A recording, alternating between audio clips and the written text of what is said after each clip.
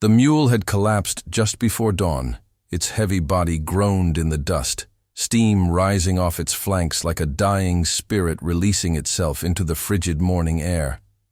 The girl stood beside it, barefoot, shivering, her threadbare shawl clutched around her thin shoulders. One of her braids had come undone. Her eyes were swollen from tears that had long since dried. She couldn't have been older than 23. Yet her face had seen years that even old women bowed before. There were no roads here, only footpaths known to smugglers and wolves. The desert was unforgiving, and it had claimed many like her, nameless, voiceless, swallowed without echo. She stood alone now, dusted in cold sand, surrounded by silence as thick as grief. But silence was never truly silence in this land. Somewhere beyond the ridge, a lone rider had been watching. He'd been following her since the pass. At first out of curiosity, then out of something he couldn't name. Maybe it was the way she walked, like someone carrying centuries on her back. Or maybe it was the way she never looked back, even when her mule began to limp, even when her footprints turned bloody in the sand. He wore a tattered hat, and his boots were worn at the soles. His face was hidden by the shadow of his wide brim, and a scar cut through the edge of his brow like a map to something forgotten. He was a cowboy by trade, but not the kind that sang to the stars. His world was quieter, less about cattle, more about ghosts. When he finally reached her, she didn't speak. She didn't run. She simply stared at him with hollow eyes, as if waiting to see whether he was savior or predator. "What happened?" he asked, voice low, almost ashamed for disturbing her silence. She didn't answer. He looked down at the mule. Its legs were bent awkwardly beneath it, sides heaving, froth at its mouth. It had carried her as far as it could. Probably more. "You from around here?" Still, no answer. But then, a whisper. So soft it could have been the wind. "No one is..." He, dismounted and knelt beside the mule, resting a hand on its neck. With the other, he reached into his satchel and pulled out a flask. She flinched when he offered it, but didn't refuse.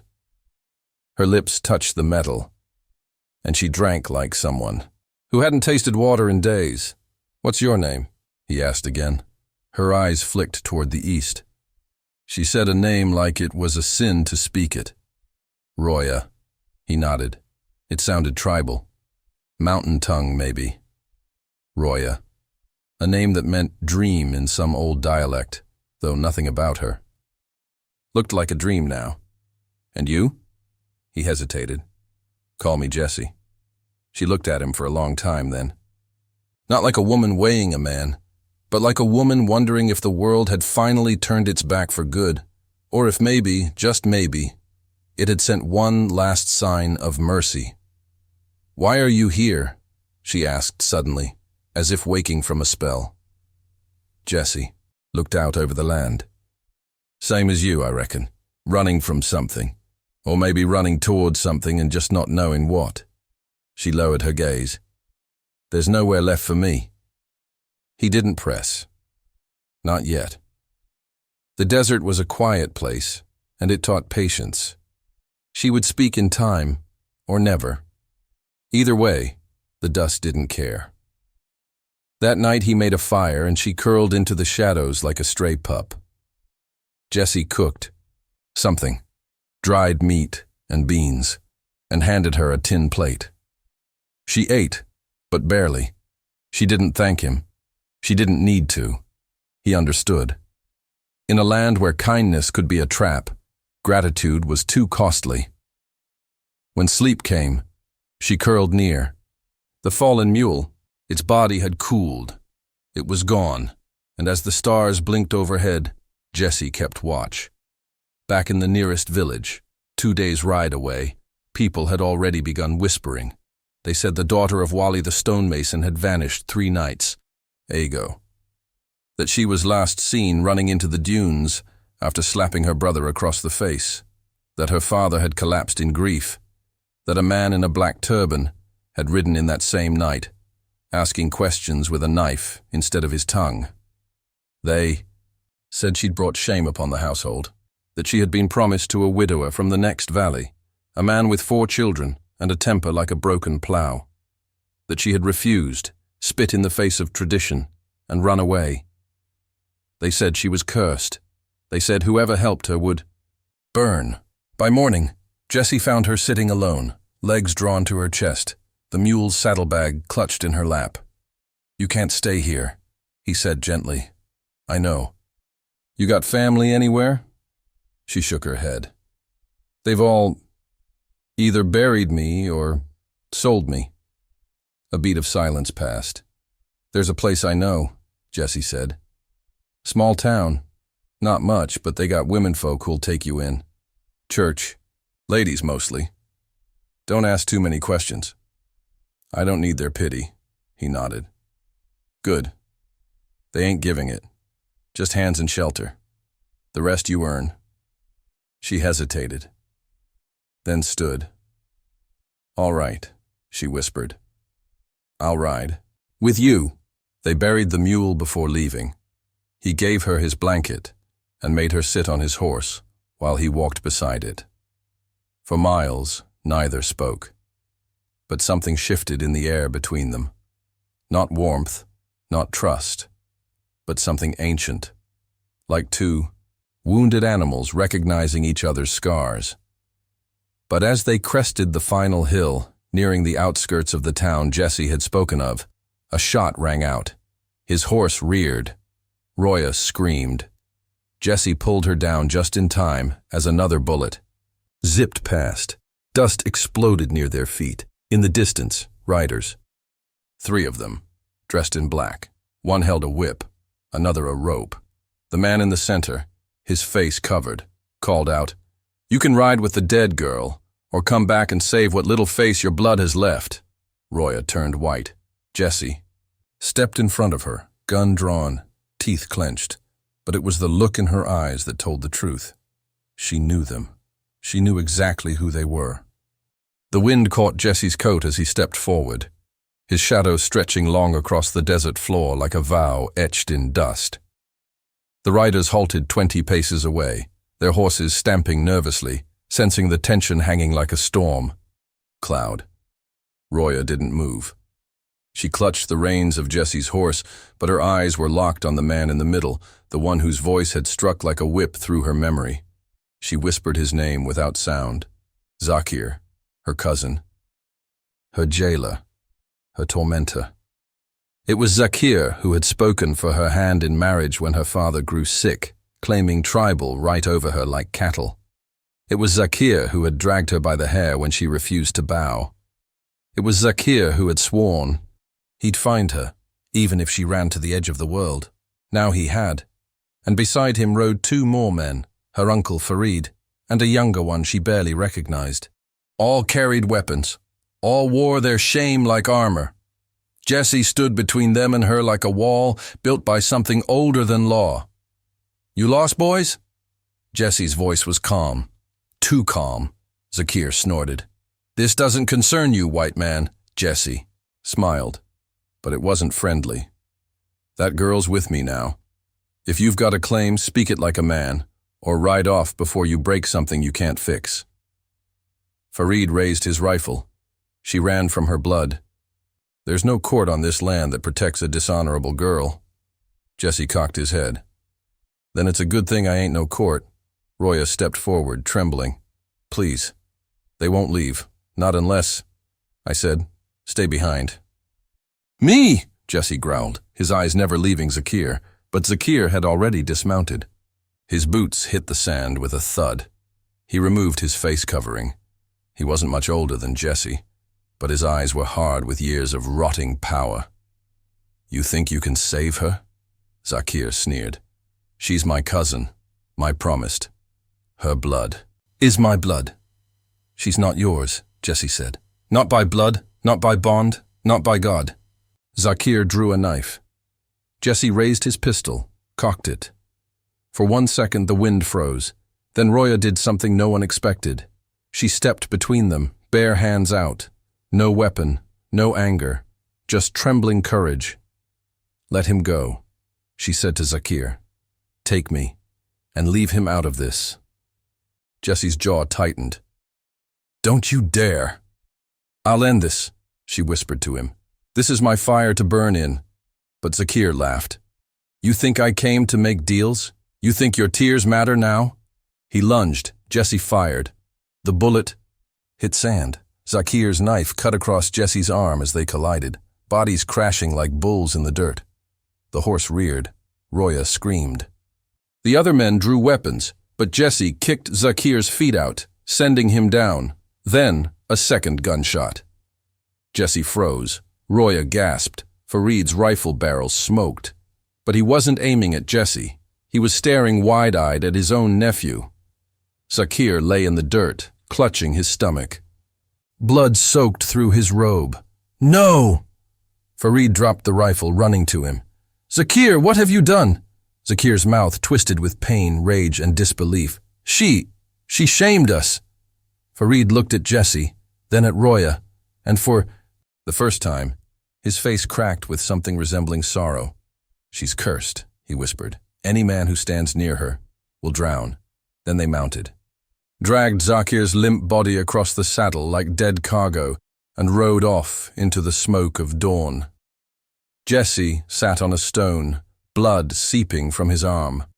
Roya bound it with her shawl, hands shaking. "You should have let me go," she said. "I would have ended it."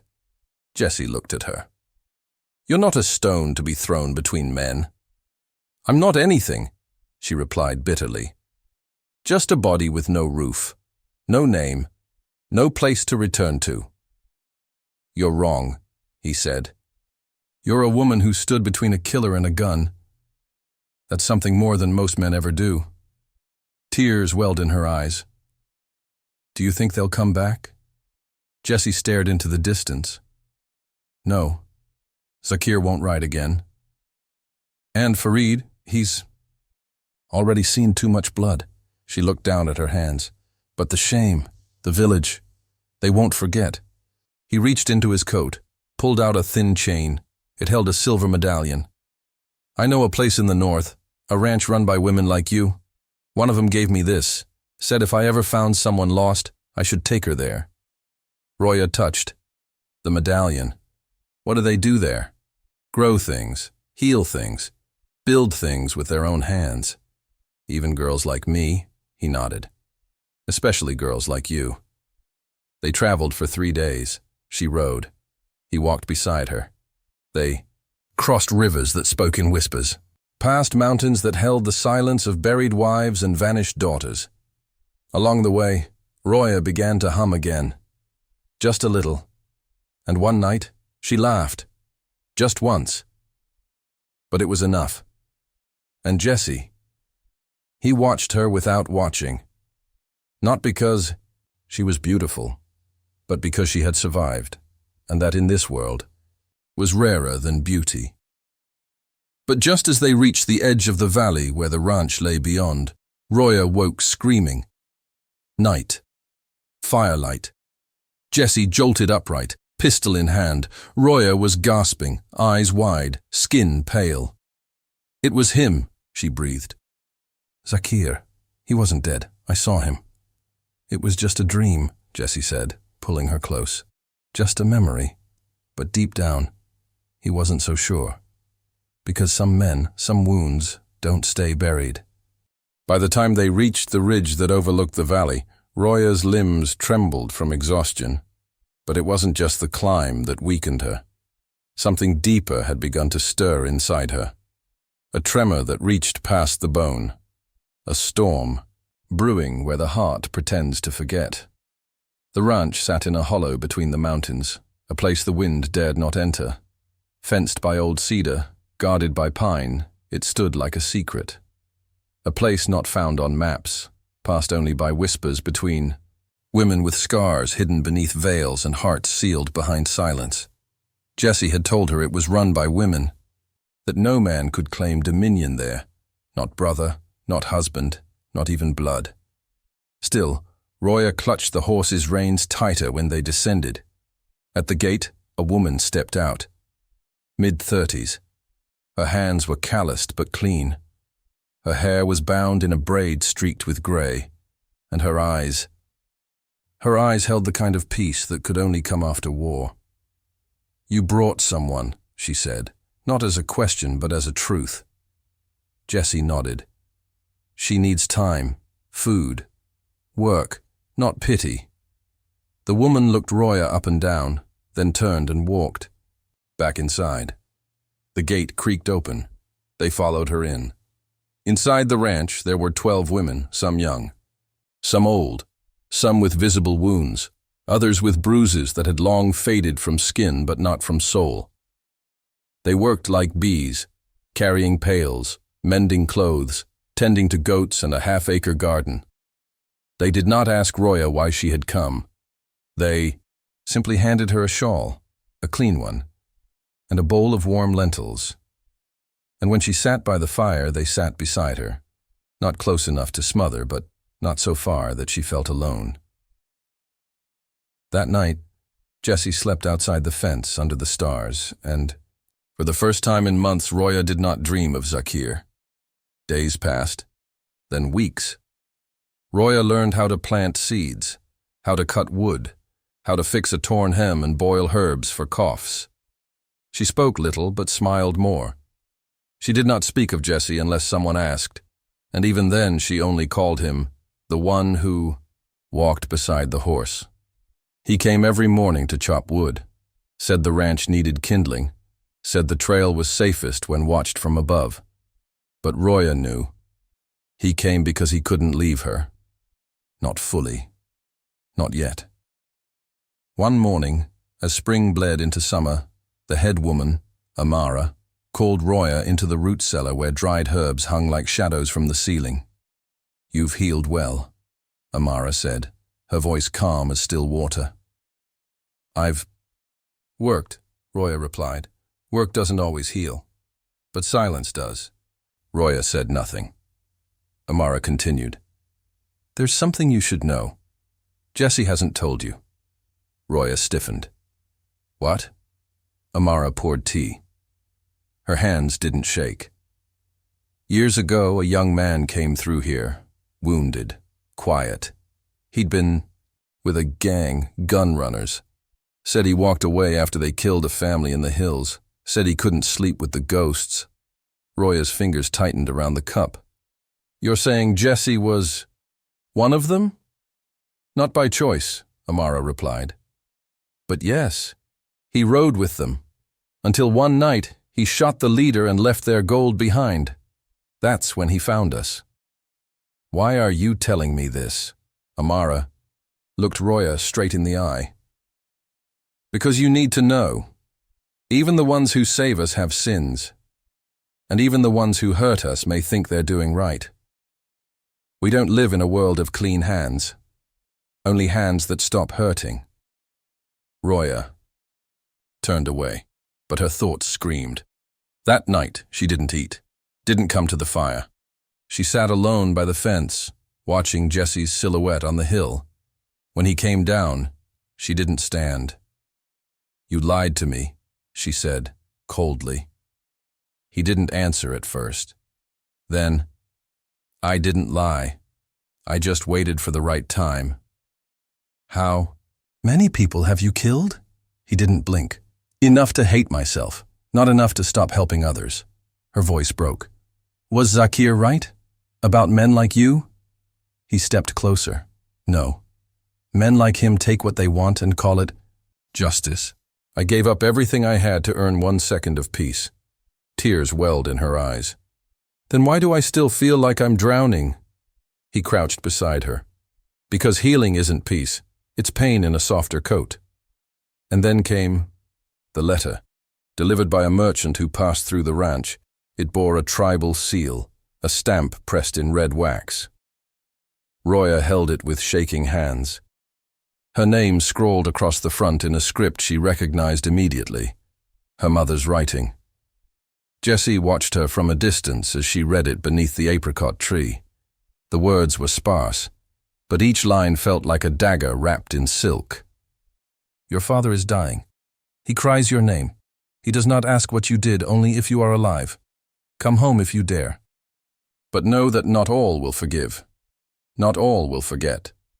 Still, you are of us. Roya folded the letter. Her hands were stone, her face unreadable. Then quietly, she stood and packed her things. Where do you think you're going? Jesse asked when he saw the saddlebag slung over her shoulder. To the village? No, I have to. You don't owe them anything. I owe myself closure. You'll walk into a nest of men who already buried you once. She turned, fire in her eyes. Then let them see I lived. The ranch women tried to stop her. Amara said she was walking into fire. Jesse said she was too brave for her own good. But Roya walked anyway. And Jesse? He rode beside her. Not because he believed in her mission, but because he would rather die beside her than live wondering what might happen. They reached the village at dusk. Children stopped playing. Women shut their windows. Men rose from their porches. Roya stepped into the courtyard of her father's house. Stone walls crumbling, the pomegranate tree she'd planted at 10 now heavy with fruit. She knocked. Her mother answered and gasped. They embraced. Quiet, trembling, soaked in a grief no time could dry. But before nightfall, the elders gathered. Men who remembered shame more than truth. Uncles, cousins, old judgmental eyes. They demanded she explain herself. Roya stood in the center of the room, surrounded by silence, and spoke. Not in defense, not in apology, but in truth. She told them what Zakir had done, what her uncle allowed, how she ran to survive, not rebel. At first, no one breathed. Then, a cough, a murmur, and finally, her father's voice, weak, rasping, from behind the curtain. She is my daughter still. The shame belongs to the men who chased her, not the girl who lived. But just when peace seemed possible, a voice rose from the back. You think this story ends with words? A man stepped forward from the shadows, wrapped in a bandage, a limp in his gait. Zakir, alive. Eyes, burning with vengeance, a pistol in his hand, aimed at Jesse. The night froze. Even the desert wind held its breath. Zakir's feet dragged through the dust, blood-stained cloth wrapped around his stomach, his eyes hollow from whatever half-death he had crawled out of. Yet his grip on the pistol was steady, too steady. Roya did not scream, Jesse did not flinch, but somewhere in that room, between stone and silence, a thread snapped. Get out, Roya's mother whispered. Zakir laughed, a sick, slow sound. I crossed mountains with blood in my mouth. You think I came for mercy? He limped farther into the courtyard. You should have buried me when you had the chance, cousin. Instead, you watched me bleed and let your white stray take you. Jesse stepped forward. Lower the gun, or finish this like a man. Zakir's hand twitched. You think you're her savior. You're the foreign disease that made her forget her blood. She didn't forget her blood, Jesse said, stepping closer. She just remembered her worth. Then Zakir fired. The crack tore through the night. Roya's scream sliced the silence. Jesse stumbled, knees buckling as blood blossomed across his side. He didn't fall. Not yet. He just looked at Zakir with a strange kind of peace in his eyes. You missed my heart, he said. Zakir raised the gun again, but this time Roya moved faster. She lunged, not with a blade, not with strength, but with something far sharper, the truth. You said I was yours, she shouted, stepping between them, but you only ever wanted to own my fear. She faced him now, face to face, her chin high. You think honor is something to carve into others, but you've never had it. Zakir's lip curled. Get out of the way. No, she said. If you want to kill someone tonight, you'll have to kill me. Again. The gun trembled. Zakir's eyes flicked to the men around him, the elders, the cousins, the boys who once obeyed him. But they didn't move. Not this time.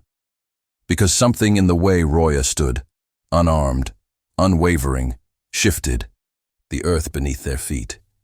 And for the first time, Zakir looked small, weak, not a man of vengeance, but a boy of fear. His hand lowered.